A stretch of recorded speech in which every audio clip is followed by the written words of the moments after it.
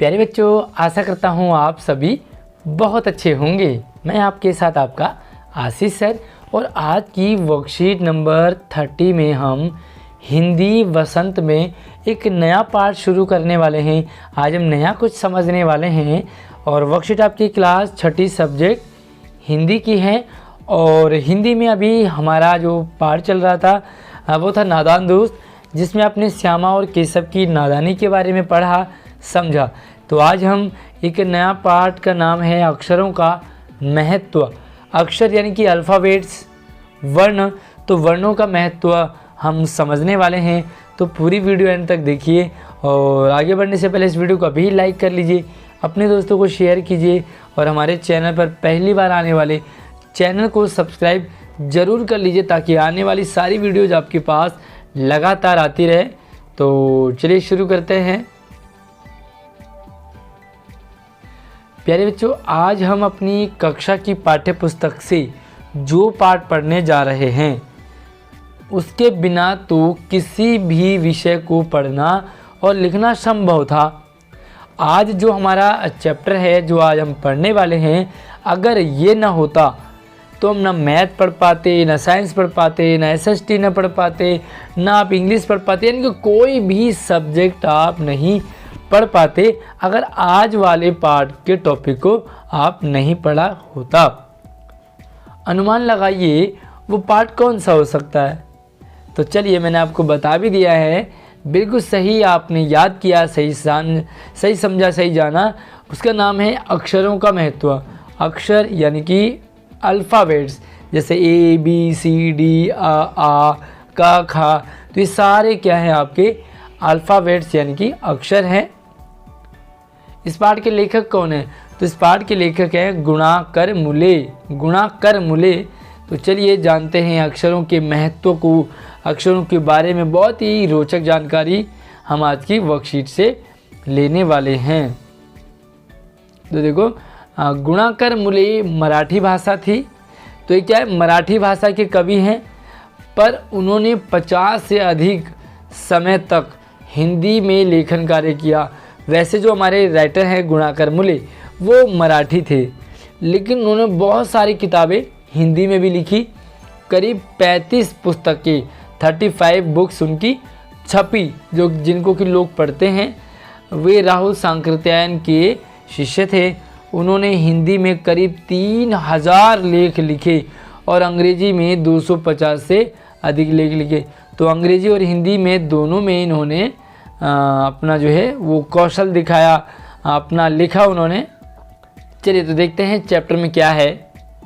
यह पुस्तक अक्षरों से बनी है।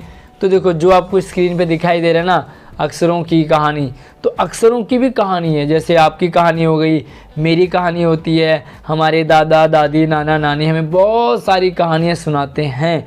इसी तरह से अक्षरों की भी एक कहानी है, जो हम पढ़ते हैं ना, उनकी भी कहानी है।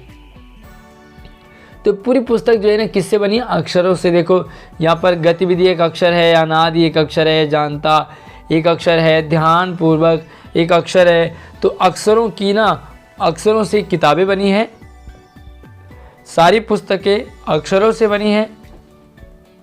तरह तरह की पुस्तकें, हिंदी की है, इंग्लिश की है, मैथ की है, साइंस की है, एसएसटी की है, कहानियों की है, छोटी क्लास की है, बड़ी क्लास की है, यानी कि सारी किताबें तरह तरह की वो अक्षरों से बनी हैं। तरह तरह के अक्षर। दुनिया में अब तक करोड़ों पुस्तकें छप चुकी हैं। जब ये कहानी लिखी गई तब करोड़ों पुस्तकें छप चुकी थी। सोचिए आज और कितनी पुस्तकें और छप गई होंगी। तो आज करोड़ों नहीं बल्कि अरबों में इन पुस्तकों की गिनती होती होगी। हजारों पुस्तकें रोज़ छपती है, रोज़ डेली के डेली 1000 पुस्तकें छपती है। तरह तरह के अक्षरों में हजारों की तादाद में रोज़ में ही समाचार पत्र छपते हैं। आप न्यूज़पेपर देखते होंगे ना, आपके घरों में आते हैं, आपके स्कूल में आते हैं, आपके पड़ोस में भी न्यूज़पेपर आपने देखे पढ़े होंगे। तो वो सारे जो न्यूज़पेपर हैं ना, उनमें अक्षर हैं। इन सब के मूल में है अक्षर। चाहे वो किताबें हो गई, चाहे वो अखबार हो गया, न्यूज़पेपर हो गया, सारे क्या ये अक्षरों से ही बने हैं। हम कल्पना भी नहीं कर सकते कि यदि आदमी अक्षरों को न जानता। सोचिए, अगर हम अक्षरों को ना जानते तो क्या होता। हमें कोई भी किताब नहीं मिलती, कोई भी न्यूज़पेपर नहीं मिलता, हम पढ़ नहीं पाते, हम समझ नहीं पाते, हम लिख नहीं पाते। तो अक्षरों का बड़ा गेम है। अगर अक्षर ही ना होते तो आज दुनिया का क्या हाल होता। सब जानवरों की तरह रहते, क्योंकि हम न लिख पाते, न पढ़ पाते, न एक दूसरे को समझ पाते। तो जैसे जानवर होते हैं ना, हमारी भी वैसी ही हालत रहती। कोई कहता है कि अक्षरों को हम अनादिकाल से जानते हैं। कुछ लोग कहते हैं कि जो अक्षर है ना, वो बहुत पहले टाइम से आ रहे हैं। अक्षरों का ज्ञान हमें किसी ईश्वर से मिला है। तो वो क्या कहते हैं कि जो अक्षर है ना, वो भगवान ने दिए। तो भगवान ने यूँ गिराए और हमारी झोली में अक्षर आ गए। तो कुछ लोगों का कहना है कि अक्षर भगवान ने बनाए हैं, कुछ लोग कहते हैं अक्षर हमने बनाए हैं, कुछ लोग कहते हैं अक्षर आसमान से टपके हैं।